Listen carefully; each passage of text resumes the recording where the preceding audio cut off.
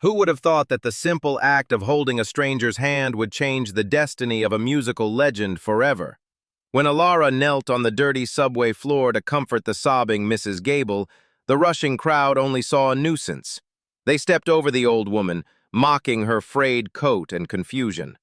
But Elara didn't see madness, she saw pain.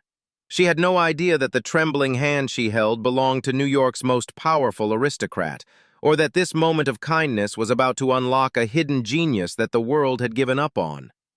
Elara shifted the weight of the black, hard-shell case strapped to her back. It was held together by 3 different colors of electrical tape, a patchwork repair job that screamed poverty in a city that worshipped wealth. Inside that battered case lay her entire soul, a violin she had rescued from a pawn shop trash bin 4 years ago. She checked her cheap digital watch for the 3rd time in a minute. The red numbers blinked back at her with terrifying indifference. 4:40 p.m. Her audition at Juilliard was at 5 p.m. sharp. This wasn't just an appointment, it was a lifeline. For a girl from the crumbling tenements of the Bronx, where the walls were thin and the sirens never stopped, Juilliard was the only door out. She had practiced until her fingers bled, playing Bach in the bathroom because the acoustics were better, drowning out the arguments of her neighbors. If she missed this slot, there would be no reschedule. There would be no scholarship. There would only be the long, slow return to a life of minimum wage and forgotten dreams. She needed to run. She needed to push through the turnstiles, elbow her way onto the express train, and sprint the last 6 blocks. Every muscle in her body was coiled, ready to launch forward, but her feet wouldn't move. Elara stared down at the heap of fur and misery on the floor. Mrs. Gable was rocking back and forth now, inching dangerously close to the yellow safety line. The wind from the approaching train was already whipping her gray hair across her tear-stained face. "Please," the old woman whispered, her voice barely audible over the screeching of steel on steel. "I can't. I don't know." Elara looked around. A man in a tailored trench coat stepped deftly around the woman's outstretched hand, checking his phone. A group of teenagers laughed, filming the scene from a safe distance, probably captioning it for a quick laugh online. To them, the woman was either a drug addict or a lunatic. She was debris. Elara felt the pull of the tunnel. The train was coming. If she got on that train, she would be a musician. She would be safe. She would be someone. "Just walk," a voice in her head screamed. "You can't save everyone. You have $20 to your name and a broken zipper on your jacket. You are not a hero." She took a step toward the platform edge. The doors of the arriving train hissed open, inviting her in. Then the old woman looked up. The connection was instant and devastating. The woman's eyes were a milky blue, wide with a specific haunting terror. It wasn't the wild look of intoxication. It was the hollow, terrified look of a mind unmoored from reality. Elara froze. The breath trapped in her lungs turned to ice. She knew that look. She had seen it every day for 3 years in the eyes of her grandmother, Nana Rose, before the Alzheimer's finally took her away. It was the look of a human being who had suddenly realized they were falling through space with nothing to grab onto. It was the look of a child trapped in an old body, begging for a parent who wasn't there. Nana Rose had wandered out into the snow one night because she thought she heard church bells. By the time they found her, the frostbite had set in. Elara remembered holding Nana's hand in the hospital, promising she would never let her be alone again. Elara looked at the open train doors. The conductor blew his whistle. "Last call!" She looked at the Juilliard acceptance letter folded in her pocket.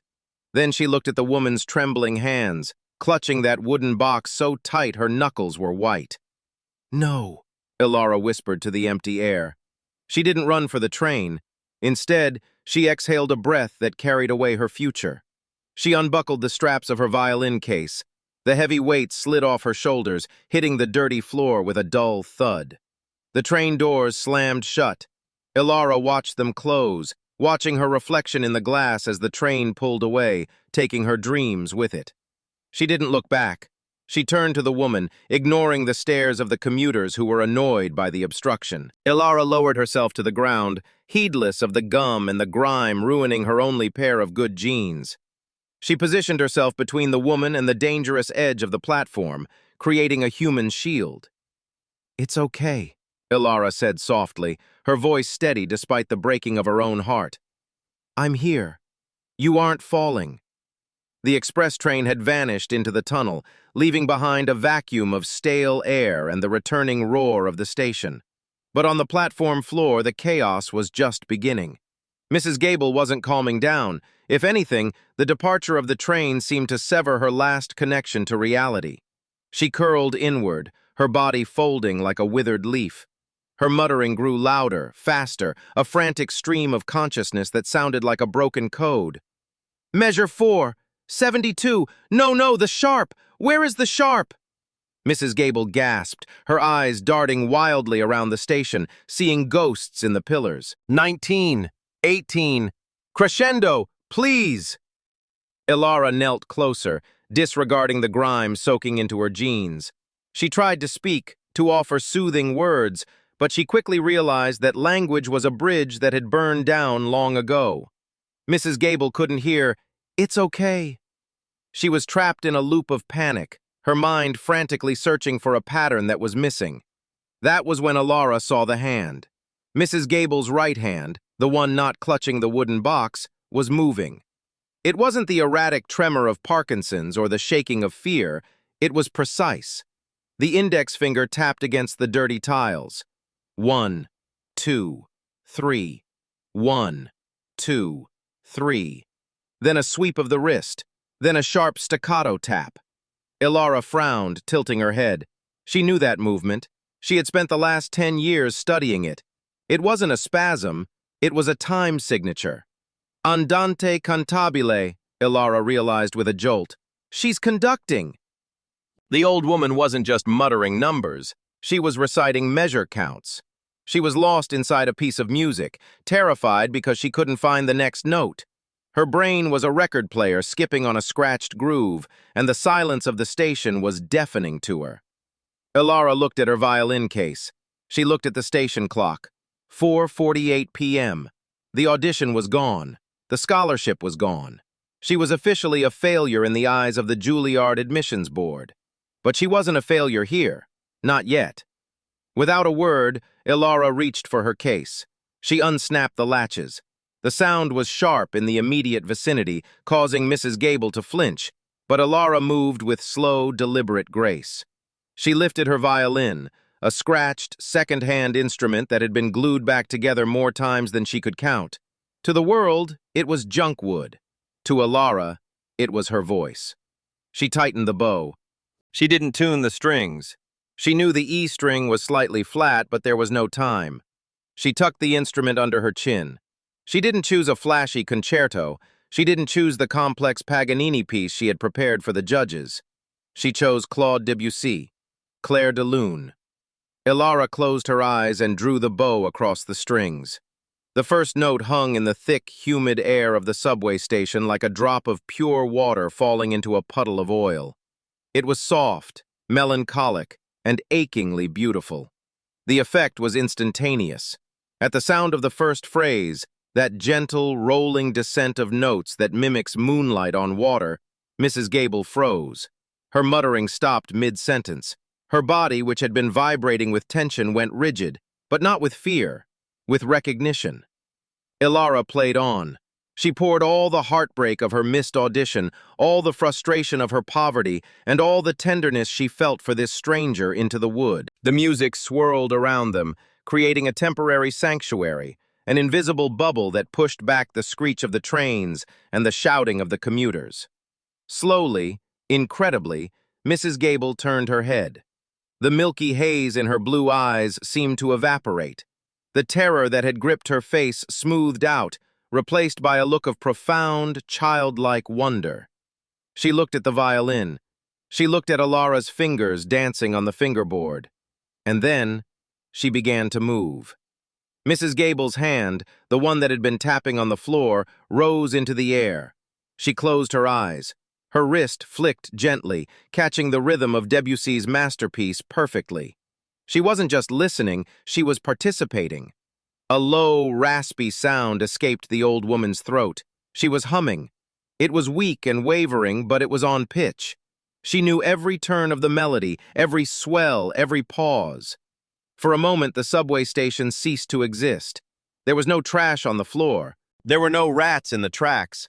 There was only the music, binding a 19-year-old girl from the Bronx and a forgotten old woman in a fur coat together in a conversation that required no words. Around them, the ecosystem of the station shifted. The rushing stream of commuters began to slow. A few heads turned. The businessman who had kicked Mrs. Gable earlier paused near the turnstile, looking back with a confused frown. A group of teenagers lowered their voices. They watched. They took out their phones. The flashes of cameras blinked like distant stars. They recorded the spectacle, the black girl in the tattered sneakers playing classical music for the homeless woman on the floor. They saw the content. They saw the moment. But nobody stepped forward.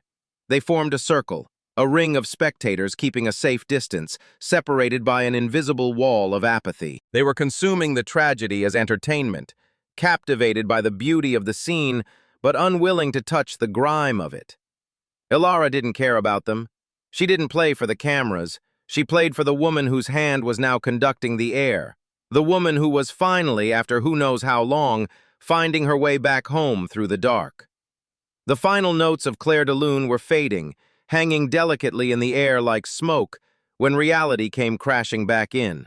It didn't come with applause. It came with the sharp clack, clack, clack of expensive heels. A woman in a beige cashmere coat, holding a designer handbag like a weapon, pushed through the circle of onlookers. She had been watching for the last 30 seconds, not listening to the music, but analyzing the optics. She saw the fur coat on the old woman. She saw the duct tape on Elara's sneakers. And in her mind, she saw a crime in progress. "Hey!" the woman shouted, her voice shrill and piercing. "You! Get away from her!" Elara flinched, her bow slipping on the strings, producing a harsh screech that shattered the spell. Mrs. Gable gasped, her hand dropping from its conducting pose, her eyes clouding over with fear once again. "Excuse me?" Elara asked, blinking up at the woman. "She was having a panic attack. I was just helping." "Helping?" the woman scoffed, pointing an accusatory finger. "I saw you leaning over her. You were checking her pockets. You think we're stupid? You see a confused elderly lady and you think it's payday?" She turned to the crowd, seeking validation. "Did anyone else see this? She was practically sitting on top of her." The crowd murmured. The narrative was shifting. Moments ago, they saw a touching scene. Now, planted with the seed of suspicion, they saw a hustle. Heads nodded. "Yeah, she was pretty close," someone muttered. "I wasn't touching her pockets," Elara protested, standing up, clutching her violin defensively. "I was playing music." "She calmed down. Ask her." But before Elara could defend herself further, a heavy hand clamped onto her shoulder. It was a transit security officer. He was a large man, tired, overworked, and already annoyed by the crowd blocking the flow of traffic. He didn't assess the situation. He reacted to the complaint of the well-dressed woman. "All right, that's enough," the officer barked. "Let's go, miss. You can't busk here without a permit, and you certainly can't harass passengers." "I'm not harassing her," Elara cried, trying to shrug off his grip. "She was falling. I stopped her." "Stop resisting," the officer shouted. He reached out and grabbed the neck of Elara's violin, her precious, fragile lifeline. "No, don't touch it!" Elara screamed, panic rising in her throat. The officer yanked. Elara pulled back. Snap! The sound was sickening.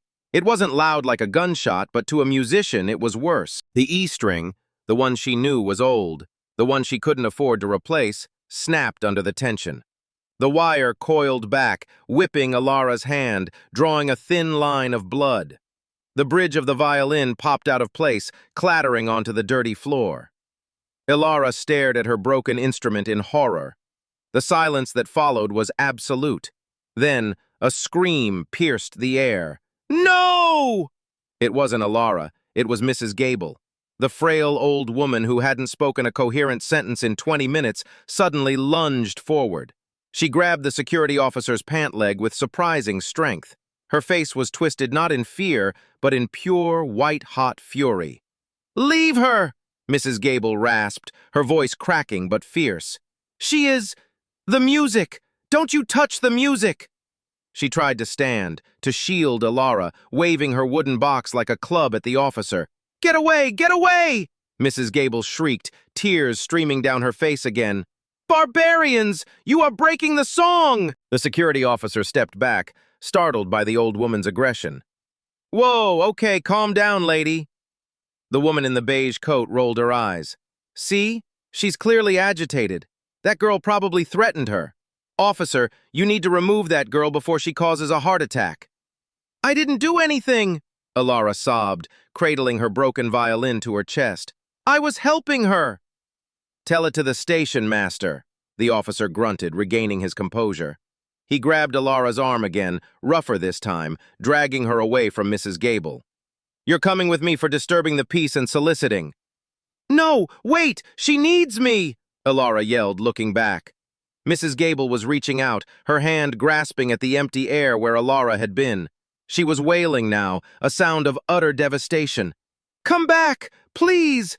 The melody! Don't take the melody! But nobody listened.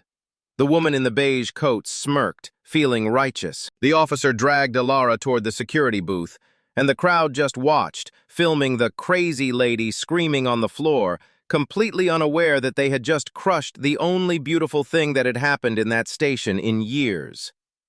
The clock on the wall of the transit security office wasn't just a machine, it was an executioner. Each click of the second hand felt like a hammer striking a nail into the coffin of Elara's future. Tick, tick, tick. Elara sat on a cold metal bench, her hands cuffed to the rail, staring at the white face of the clock. 5:05 p.m. Please, she begged, her voice hoarse from crying. I told you, I have an audition. Juilliard, if I don't get there in 10 minutes... The officer who had dragged her in, Officer Miller, didn't even look up from his paperwork. He was typing slowly, methodically, hunting and pecking at the keys with maddening lethargy. Sit tight, we're running your prints. If you're not in the system for pickpocketing, you can go. Procedure is procedure. It took 20 more minutes. 20 eternities. At 5:25 p.m., the printer whirred. Miller ripped the paper off, scanned it, and grunted. Clean record, no priors, not even a parking ticket. He walked over and unlocked the cuffs. There was no apology, no sorry for the misunderstanding, just the jingle of keys and a heavy sigh. You're lucky, Miller said, pointing to the door. The lady decided not to press charges. Get out, and stay away from the station for 24 hours. Elara didn't wait to argue. She grabbed her broken violin case and bolted.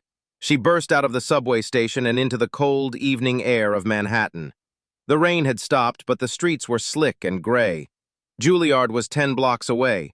She ran.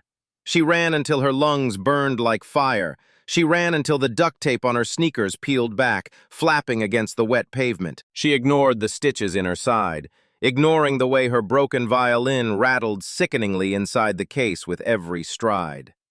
Maybe they're running late, she prayed desperately. Maybe the judges took a long break. Maybe there's a miracle left. She rounded the corner of 65th Street. The prestigious Lincoln Center loomed ahead, a fortress of limestone and glass, glowing with the warm light of achievement. It looked like Olympus, and she was a mortal trying to storm the gates. She sprinted up the wide stone steps, gasping for air, sweat stinging her eyes. She reached the heavy double doors of the audition hall. Locked. Elara threw her weight against them. No! She gasped. She pounded on the wood with her fist. Hello? Is anyone there? Let me in! A shadow moved behind the glass. The door cracked open a few inches. A man in a sharp tuxedo stood there, the adjudicator's assistant. He held a clipboard, looking at Elara with mild annoyance. The building is closed to the public, he said smoothly. I'm on the list, Elara choked out, fumbling for her crumpled confirmation letter. Elara Vance, 5 p.m. slot. Please, I'm sorry, there was an emergency. I'm here now. The man looked at his clipboard, flipping a page back. He ran his finger down a list of names. Vance, he muttered. He found it.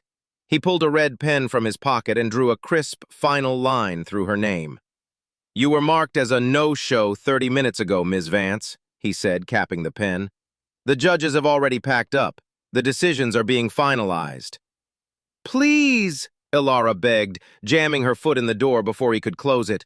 I just need 5 minutes. I'll play right here in the hall. Just listen to me. I'm good. I promise I'm good. The man looked at her disheveled hair, her muddy jeans, the duct-taped case. Then he looked at her eyes, desperate, wild, pleading.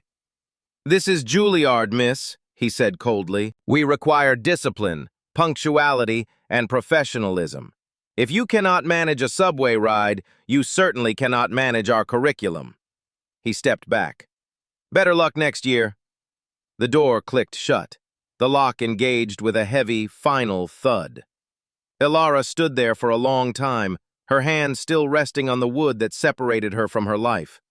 Slowly, her legs gave out. She sank down onto the cold stone steps of the entrance. She pulled the violin case onto her lap and undid the latches. She opened it. The sight broke whatever was left of her spirit. The bridge was snapped in half. The sound post, the soul of the violin, had collapsed inside. The E-string was coiled like a dead snake. Repairing this would cost $300. She had exactly $12 in her pocket. She had spent her last savings on the train ticket to get here. Elara sat alone in the shadow of the great conservatory. The city bustled around her. Students walking out with their cellos, laughing, talking about their successful auditions, complaining about the difficulty of the piece they nailed. They walked right past her, just like the people in the subway had walked past Mrs. Gable. Elara buried her face in her hands. She didn't scream, she didn't wail, she just cried silently, the hot tears dripping onto the broken wood of her violin. She had done the right thing. She had saved a woman. She had been kind, and the world had punished her for it. Nana was wrong, Elara thought bitterly, closing the case on her broken dreams. Goodness doesn't save you. It just leaves you broke, alone, and sitting on the outside looking in. 6. Part 6. The Mysterious Wooden Box. 3 days, 72 hours. That was how long it had taken for Elara to bury her dream. She was back at Sal's Diner, a greasy spoon on the edge of the Bronx where the air always smelled of burnt bacon and floor cleaner. The Juilliard rejection, or rather the refusal to even hear her play, had killed the music inside her. Her broken violin lay shoved under her bed, wrapped in a trash bag like a corpse she couldn't bear to look at. Table 4 needs coffee, Elara, move it! Sal shouted from the grill, wiping sweat from his forehead with a rag that was greasier than the food. Coming, Elara mumbled. Her voice was flat. Her eyes, once bright with the fire of ambition, were now dull and vacant. She moved like a ghost, pouring coffee, wiping tables, apologizing for toast that was too cold or eggs that were too runny. She wasn't living. She was serving a life sentence of mediocrity. Then, the diner went silent. It wasn't the usual lull in conversation. It was a heavy, suffocating silence that started at the front window and swept through the room like a cold front. Even Sal stopped scraping the grill. Elara looked up from the table she was scrubbing. Outside, parked directly in front of the cracked sidewalk, was a car that didn't belong in this zip code. It was a Rolls-Royce Phantom, black as midnight, gleaming so brightly it reflected the surrounding decay in high definition. It looked like a spaceship had landed in a landfill. The driver's door opened.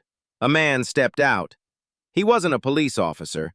He was dressed in a suit that cost more than the diner's annual revenue. Charcoal gray, impeccably tailored, with a silver tie that caught the weak afternoon sunlight. He adjusted his cufflinks, glanced at the faded Sal's Diner sign with an unreadable expression, and walked in. The bell on the door jingled cheerfully, a stark contrast to the tension in the room. Every eye followed him. He ignored them all. He reached into his breast pocket and pulled out a photo. He scanned the room, his eyes passing over the truck drivers and the exhausted nurses until they landed on Elara. He walked straight toward her. Elara's heart slammed against her ribs. The subway, she thought, panic rising like bile. They found me. The woman must have pressed charges after all. Or maybe they're suing me for harassment. She gripped the coffee pot like a weapon. She wanted to run, but there was nowhere to go. The man stopped 2 feet away from her. He was older, perhaps in his 50s, with graying hair and eyes that were sharp but not unkind. "Elara Vance?" he asked. His voice was calm, authoritative. "I didn't steal anything," Elara blurted out, her voice trembling. "The police let me go. I didn't touch her wallet, I swear." The man looked at her, then down at the photo in his hand. It was a grainy still from a security camera. It showed Elara on her knees in the subway station, holding the hand of the old woman. "We know you didn't steal anything, Miss Vance," the man said. "I am Jeffrey, the personal assistant to the Gable family. I am here because of what you gave, not what you took." Elara blinked, confused. I don't understand." Jeffrey didn't explain. Instead, he placed a briefcase on the sticky table between the ketchup and the sugar dispenser.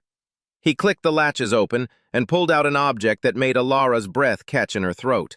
It was the wooden box, the same battered, polished mahogany box that Mrs. Gable had been clutching for dear life in the station. "Mrs. Gable has been inconsolable since the incident," Jeffrey said, his professional mask slipping just enough to reveal genuine exhaustion. "She has refused to eat. She has refused to sleep. She keeps repeating one name, the girl with the moonlight." He pushed the wooden box toward Elara. "She wanted you to have this." Elara stared at it. "I can't take this. Is it money? I don't want her money."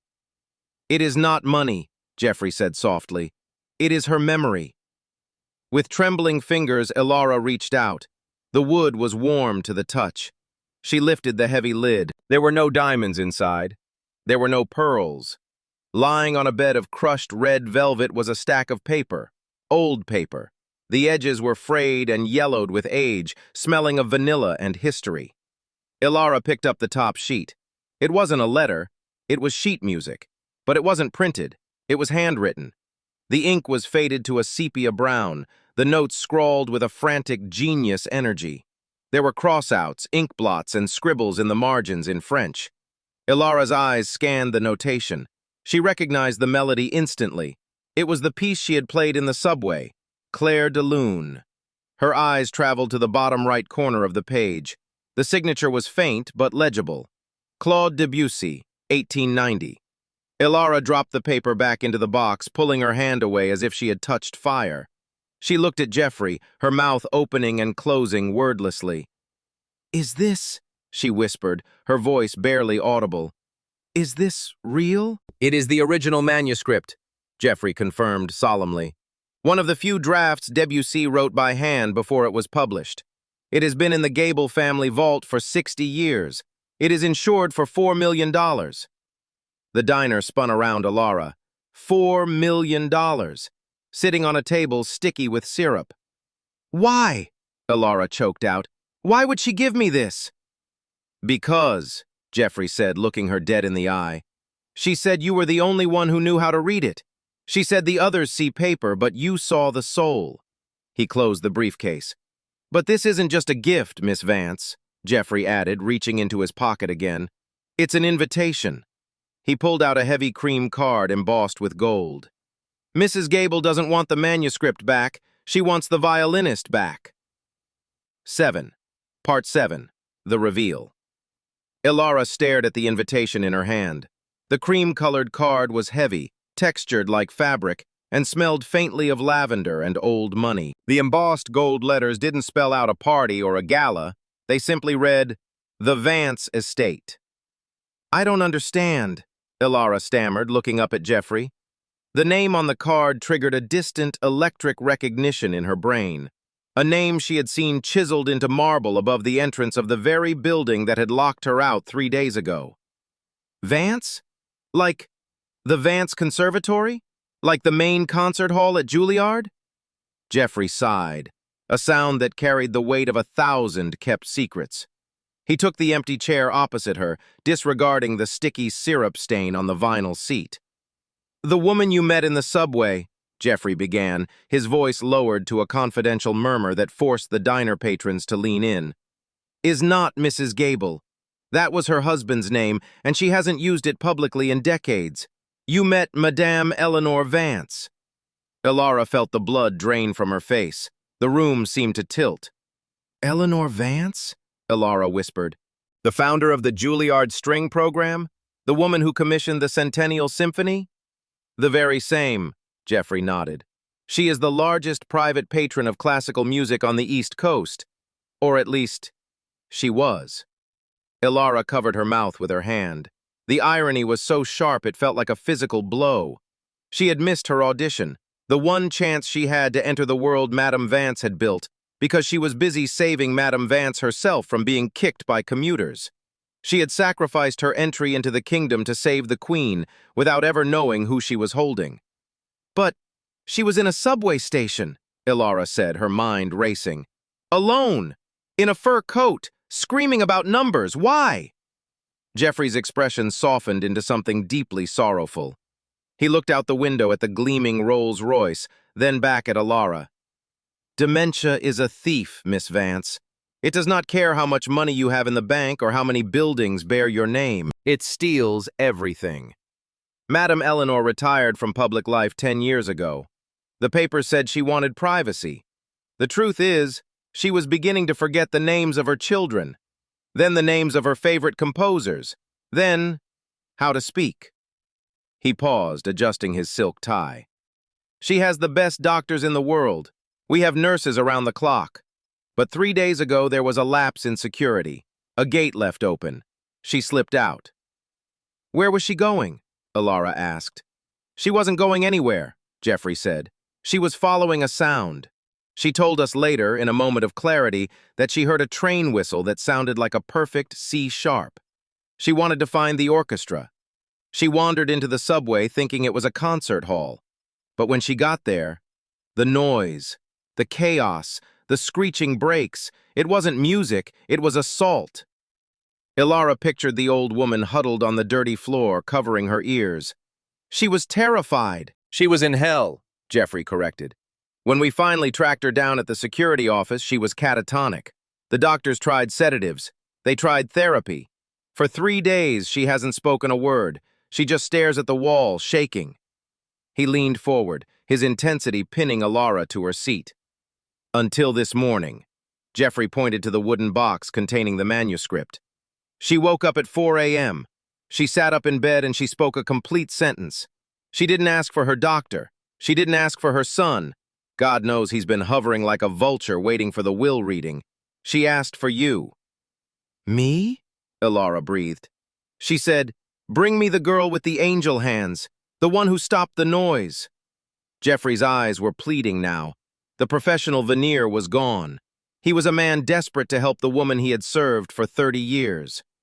Miss Vance, I have seen world-renowned soloists play for Madame Eleanor. I have seen Bernstein conduct in her living room. But in the last 10 years, no one has been able to reach her when she goes into the dark.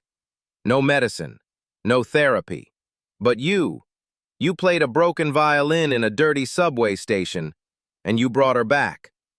Elara looked down at her hands, rough from scrubbing tables, dry from dish soap. Hands that the Juilliard doorman had sneered at. I missed my audition, Elara said, the pain of that memory surfacing again. They wouldn't even let me in the building. They marked me as a no-show. I know, Jeffrey said. A small, knowing smile touched his lips. And that is a mistake that we intend to rectify. But first, Madame Eleanor needs you. She is asking for a private concert. He stood up, smoothing his jacket. The car is waiting, Elara. You can stay here and pour coffee for tips, wondering what could have been. Or you can come with me and play for the only audience that actually matters. Elara looked around the diner. She saw Sal scraping grease off the grill. She saw the clock on the wall ticking away the seconds of her life. She looked at the manuscript of Claire de Lune, written by a genius, gifted by a legend. She realized then that the test hadn't been in the audition hall. The test was on the platform, and she was the only one who had passed. Elara stood up. She untied her stained apron and let it drop to the floor. I'll need my violin, she said. Jeffrey smiled, opening the door for her. Don't worry about that. Madame has a few spares. The Rolls-Royce didn't just drive. It glided through wrought iron gates that were taller than the apartment building Elara lived in.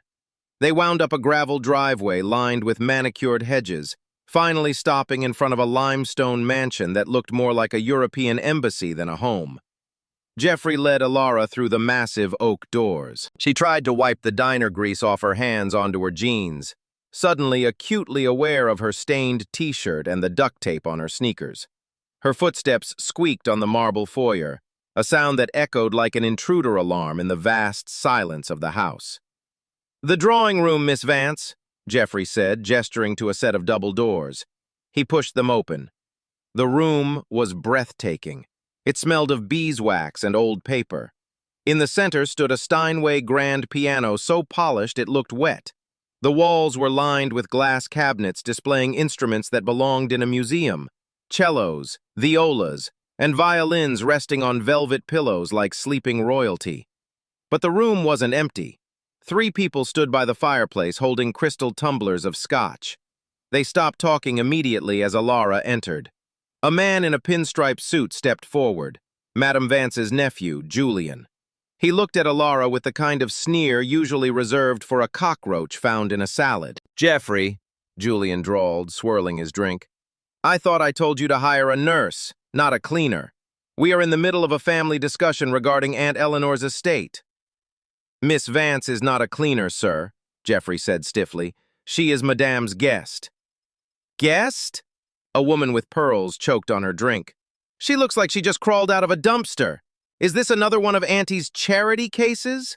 "Jeffrey, really, looking at her shoes, she's liable to steal the silverware." Elara shrank back, her cheeks burning. The imposter syndrome that had crushed her at Juilliard came rushing back. "They're right," she thought. "I don't belong here. I'm just a waitress with a broken dream." "I should go," Elara whispered to Jeffrey. "No," a weak voice commanded from the corner. Elara froze. In the shadows, sitting in a high-backed wheelchair, was Madame Eleanor Vance. She looked frailer than she had in the subway, wrapped in a blanket, her skin translucent like parchment paper. But her eyes, those milky blue eyes, were locked onto Elara with a fierce intensity. Madame Vance lifted a shaking hand and pointed a bony finger at Elara. Then, she pointed to the glass cabinet on the far wall. "Play," Madame Vance rasped. It was a command, not a request. Julian laughed cruelly.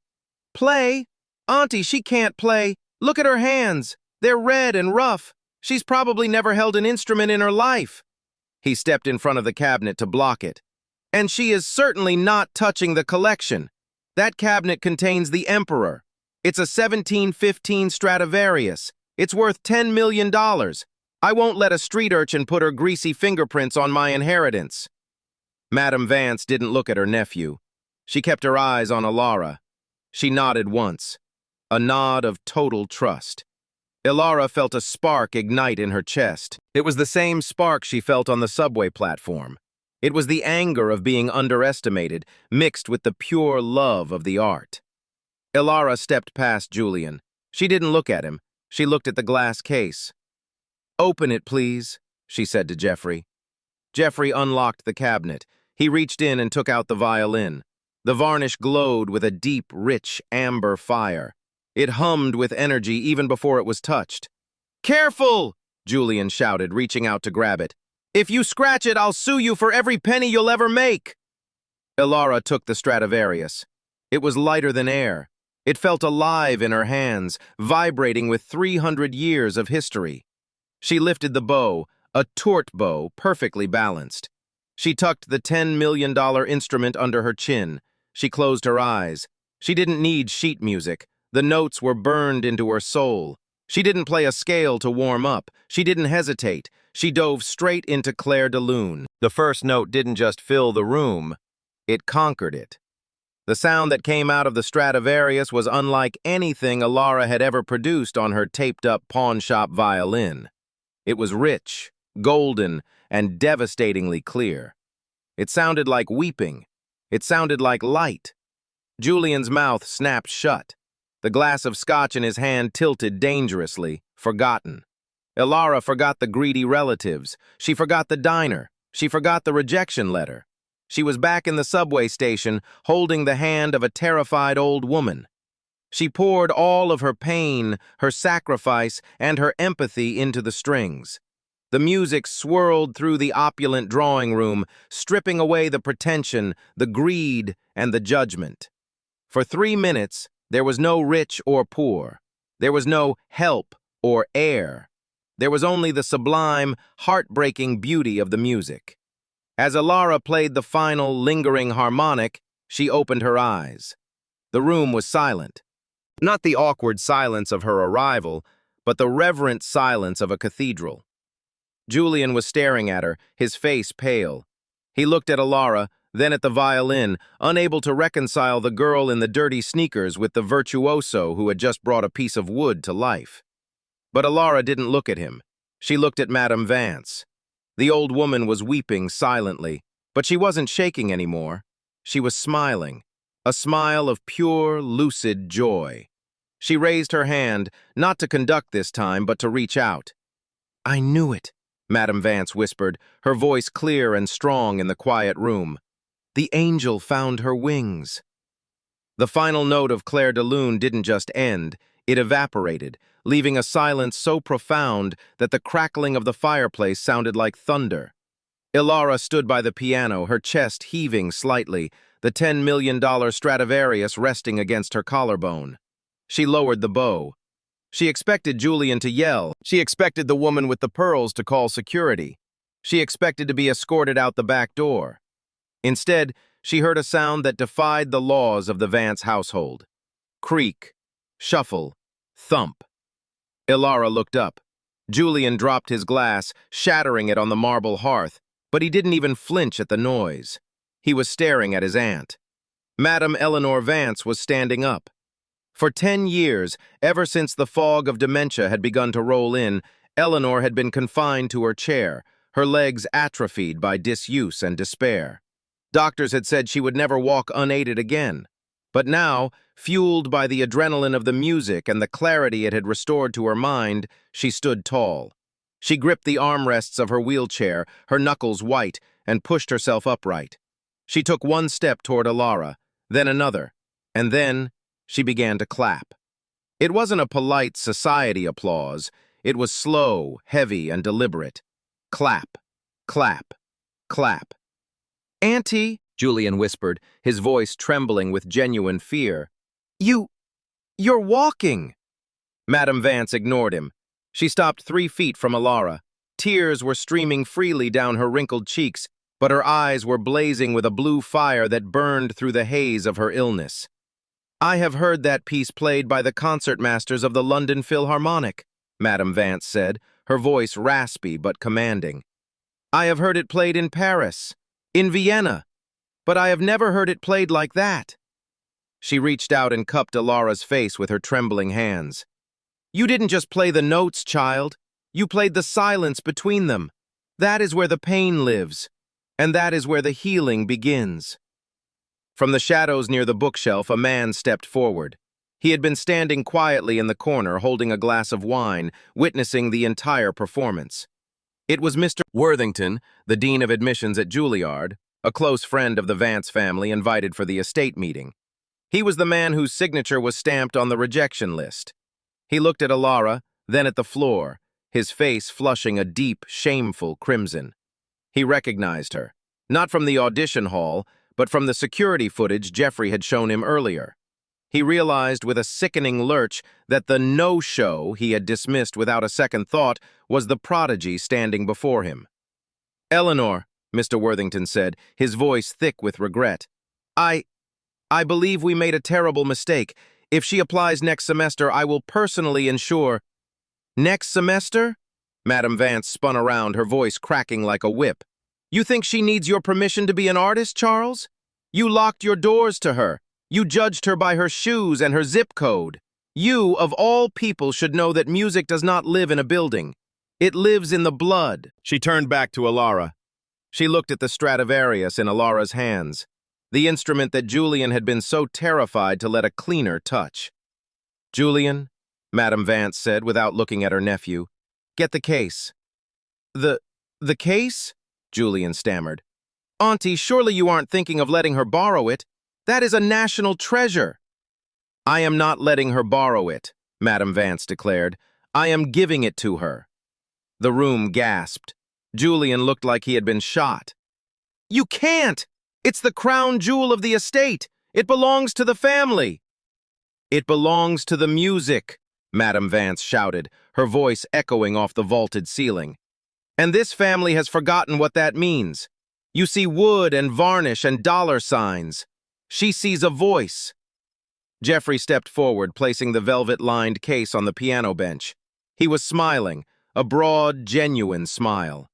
Madame Vance took the violin from Elara, kissed the wood gently, and placed it into the case. She snapped the latches shut and pushed it into Elara's arms. "Take it," Madame Vance whispered fiercely. "Technique can be taught, Elara.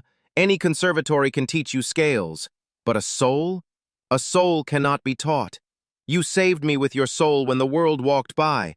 Now go save the world." Elara hugged the heavy case to her chest, tears spilling onto the leather. She looked at the dean, who bowed his head in silent apology. She looked at Julian, who was defeated. And she looked at the old woman who had given her not just an instrument, but a future. "Thank you," Elara choked out. "Don't thank me," Madame Vance winked, a spark of her old mischievous self returning. "Just practice.